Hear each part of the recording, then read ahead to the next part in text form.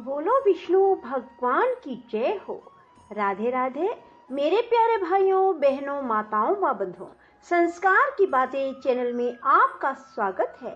बंधुओं, आज मैं आपको श्रवण करवाने जा रही हूँ इंदिरा एकादशी व्रत कथा, पूरन पूजा विधि और इंदिरा एकादशी का महत्व क्या है। बंधुओं, आप सभी जानते हैं आश्विन मास के कृष्ण पक्ष की एकादशी को इंदिरा एकादशी कहा जाता है। यह पितृपक्ष में आने वाली एकादशी है। इंदिरा एकादशी का व्रत करने वाला स्वयं तो मोक्ष प्राप्त करता ही है, वह अपने सभी पितरों का उद्धार करके उन्हें भी दिव्य लोकों में प्रवेश का अधिकारी बना देता है। इस एकादशी को भगवान शालिग्राम की पूजा की जाती है और प्रसाद में तुलसी दलों अर्थात तुलसी के पत्तियों का प्रयोग अनिवार्य रूप से किया जाता है। बंधुओं, अन्य एकादशियों के व्रत के पुण्य से तो व्रत करने वाले को सर्व सुख और अंत में मोक्ष की प्राप्ति होती है, परंतु इस एकादशी का व्रत करने वाले के तो 7 पीढ़ियों तक के पितर तर जाते हैं। इसलिए बंधुओं, सभी को इंदिरा एकादशी व्रत अवश्य करना चाहिए और अपने पितरों को मुक्ति का अधिकारी बना देना चाहिए। बंधुओं, इंदिरा एकादशी का व्रत 10 अक्टूबर को मंगलवार को रखा जाएगा।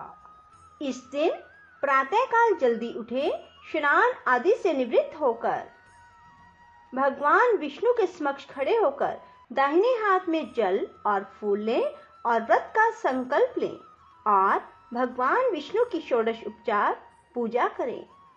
भगवान विष्णु के रूप शालिग्राम जी की पूजा का इस दिन बहुत महत्व है। बंधुओं, भगवान को पहले स्नान करवाएं, फिर चंदन से तिलक करें, फिर भगवान को पुष्प अर्पित करें, फल अर्पित करें और तुलसी दल अर्पित करें। भगवान के समक्ष शुद्ध देसी घी का दीपक लगाएं और फिर इंदिरा एकादशी व्रत कथा को पढ़ें या फिर सुनें। एकादशी के दिन श्रीमद् भागवत गीता अवश्य श्रवण करें और भगवान विष्णु के 108 नाम सुनें। सारा दिन भगवान विष्णु के नाम जाप में बिताएं, रात्रि जागरण करें और अगले दिन प्रातःकाल जल्दी उठें, स्नान आदि से निवृत्त होकर भगवान विष्णु की पूजा करें और फिर किसी ब्राह्मण को भोजन कराएं और स्वयं व्रत का पारण करें। बंधुओं, यदि आप इस प्रकार से व्रत करते हैं तो भगवान विष्णु की आप पर विशेष कृपा होगी, साथ ही आपके पितर भी तर जाएंगे। बंधुओं, बोलो विष्णु भगवान की जय हो। धर्मराज युधिष्ठिर ने पूछा, हे जनार्दन, आश्विन मास के कृष्ण पक्ष की एकादशी का नाम क्या है? इस व्रत से क्या फल प्राप्त होता है?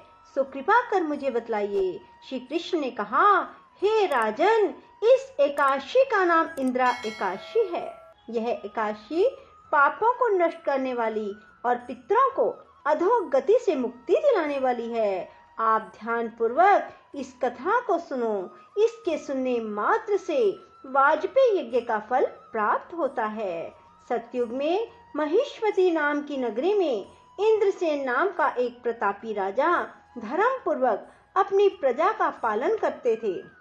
वह राजा पुत्रों, पौत्रों और धन धान्य से संपन्न विष्णु जी का परम भगत था।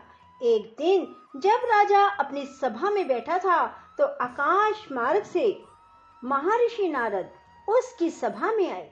राजा उनको देखते ही हाथ जोड़कर खड़ा हो गया और विधि पूर्वक आसन व अधरे दिया।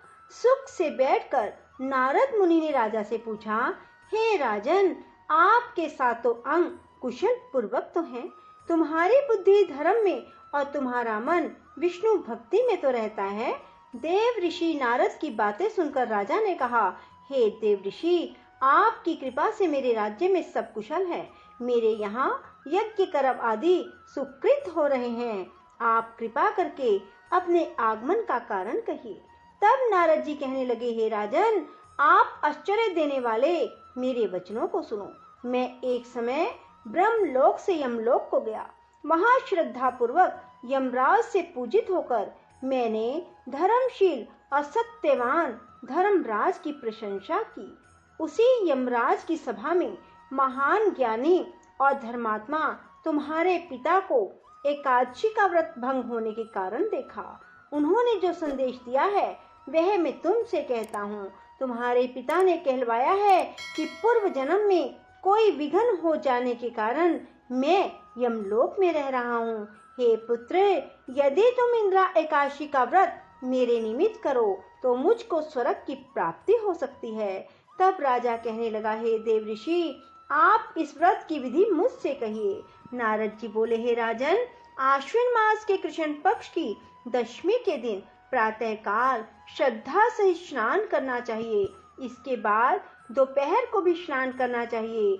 उस समय जल से निकलकर श्रद्धा पूर्वक पितरों का श्राद्ध करें और एक समय भोजन करें तथा रात्रि को पृथ्वी पर शयन करें। दूसरे दिन अर्थात एकादशी के दिन प्रातः काल दातुन करें और स्नान करें। उसके बाद भक्ति पूर्वक व्रत का संकल्प करें। संकल्प करते समय भगवान से श्रद्धा पूर्वक कहें, प्रभु, मैं आज निराहार रहूंगा और समस्त भोगों का त्याग कर कल भोजन करूंगा। हे भगवान, आप मेरी रक्षा करने वाले हैं, आप मेरे व्रत को पूर्ण करें।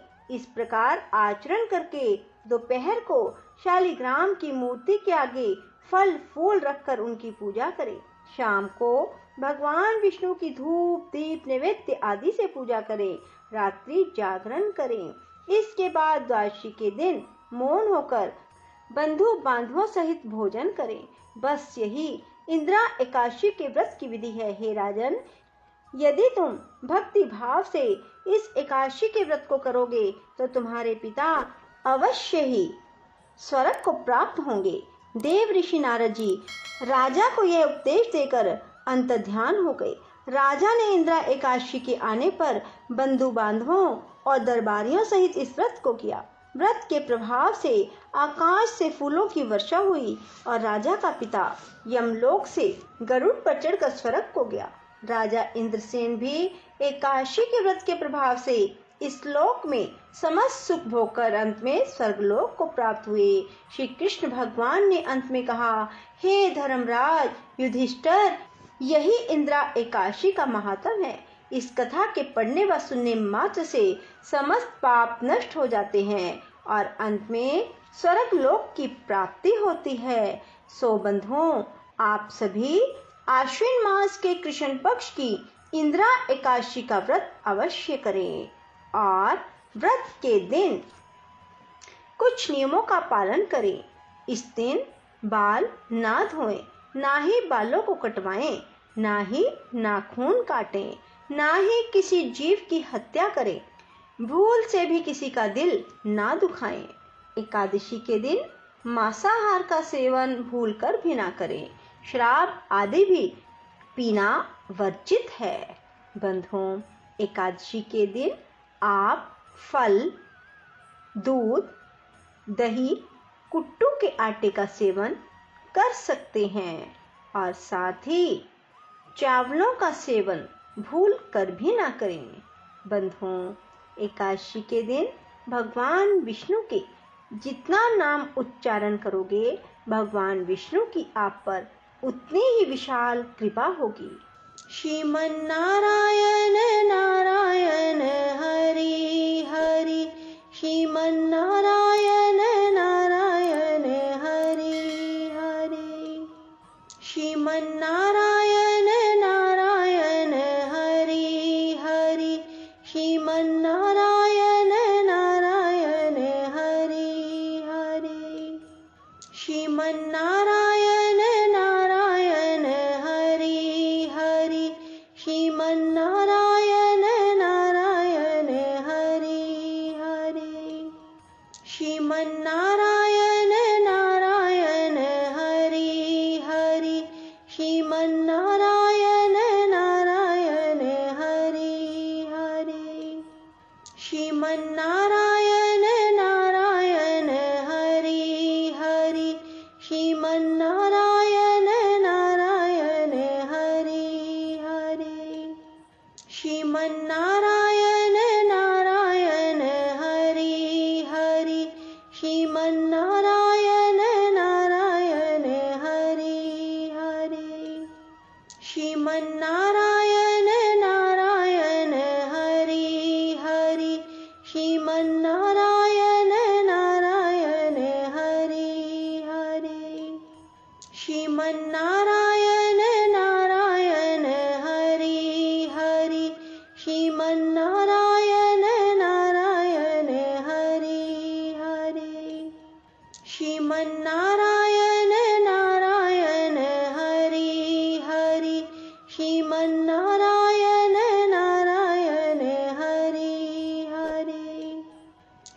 श्रीमन्नारायण नारायण हरि हरि, श्रीमन्नारायण नारायण हरि हरि, श्रीमन्नारायण नारायण हरि हरि, श्रीमन्नारायण नारायण हरि हरि, श्रीमन्नारायण नारायण हरि हरि, श्रीमन्नारायण नारायण हरि हरि, श्रीमन्नारायण नारायण हरि हरि, श्रीमन्नारायण नारायण हरि हरि, श्रीमन्नारायण नारायण हरि हरि, श्रीमन्नारायण नारायण हरि हरि,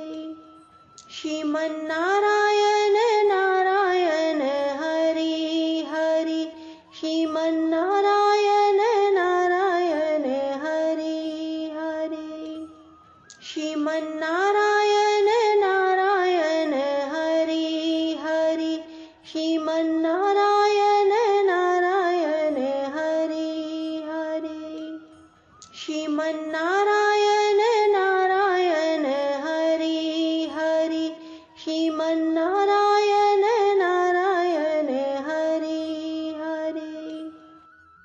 बंधुओं, यदि आपको हमारी वीडियो पसंद आए तो इसे लाइक करने के साथ साथ शेयर अवश्य करें और कमेंट बॉक्स में राधे राधे लिखकर कथा श्रवण का पूर्ण फल प्राप्त करो। धन्यवाद। बोलो विष्णु भगवान की जय, लक्ष्मी माता की जय। राधे राधे। जय श्री कृष्णा।